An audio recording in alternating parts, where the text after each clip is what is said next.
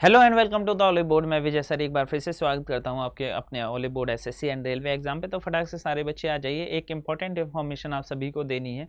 जैसा कि आप सब लोग जानते हो कि सीजीएल की वैकेंसी इंक्रीज हो चुकी है। पहले आपके 20,000 के आसपास थी और अभी ये इंक्रीज होके कितना हो गई है, 37,000 के आसपास हो गई है।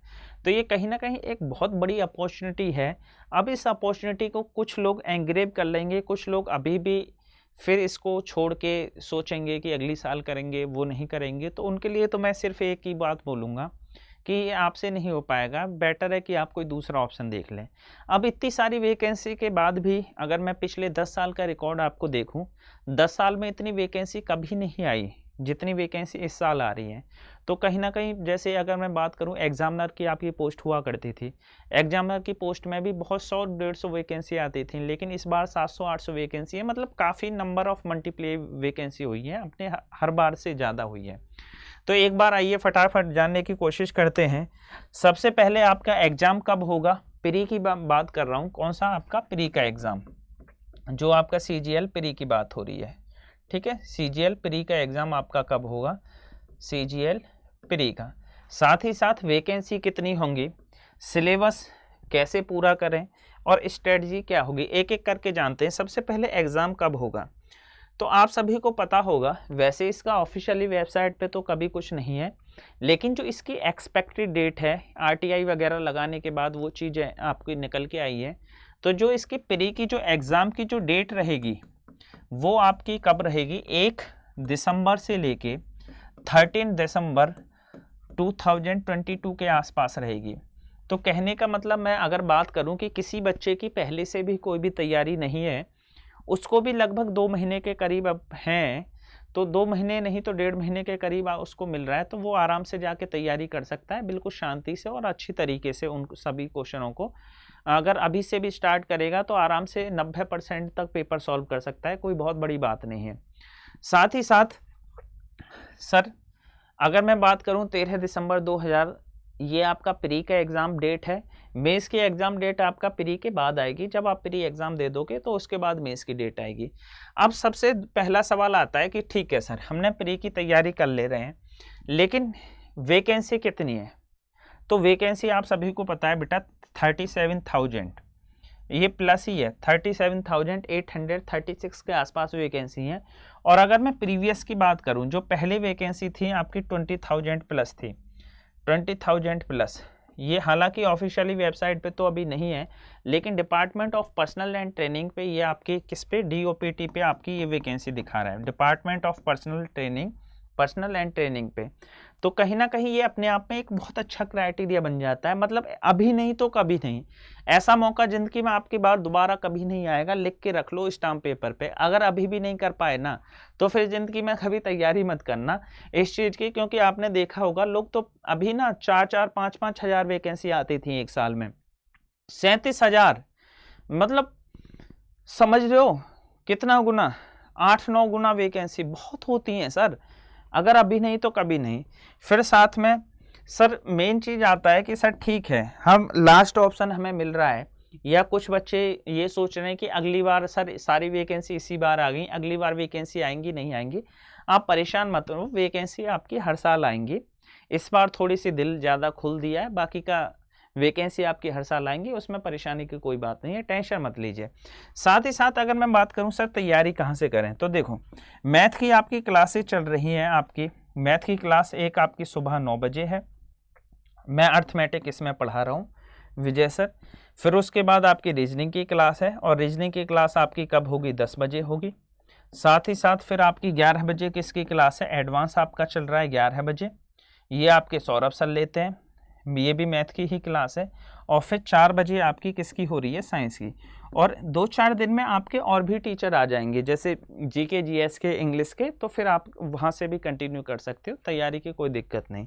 अब आप लोगों के 3-4 स्ट्रेटजी क्या होगी, देखो सबसे पहले ये देखना, मेन चीज़ पता है क्या होता है, कोई भी एक चैप्टर तैयार करना। चैप्टर तैयार कर लिया, मान लो फॉर एग्जांपल आपने परसेंटेज चैप्टर तैयार कर लिया, हमें कैसे पता चलेगा कि जो हमने तैयार किया है वो हमारे लिए बेस्ट है या नहीं है, या हमारा तैयार हो चुका है या नहीं।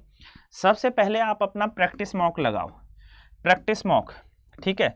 आपको प्रैक्टिस मॉक कहाँ, ओलिव बोर्ड के भी प्रैक्टिस मॉक आपको मिलते हैं ओलिव बोर्ड, और इसका सॉल्यूशन भी मिलता है, सॉल्यूशन का वीडियो भी मिलता है और सॉल्यूशन भी मिलता है। आप कोई भी चैप्टर के कोई भी बुक ले लो, मान लीजिए आपने कोई चैप्टर आपने किया, फॉर एग्जांपल परसेंटेज किया, उसके फिर बहुत सारे क्वेश्चन, किसी भी बुक को उठा लो XYZ, अगर आप उसके 80 से लेके 90% तक क्वेश्चन आप कर पा रहे हो, 80 से 90% क्वेश्चन कर पा रहे हो, तो इसका मतलब आपका वो चैप्टर पूरा क्लियर है।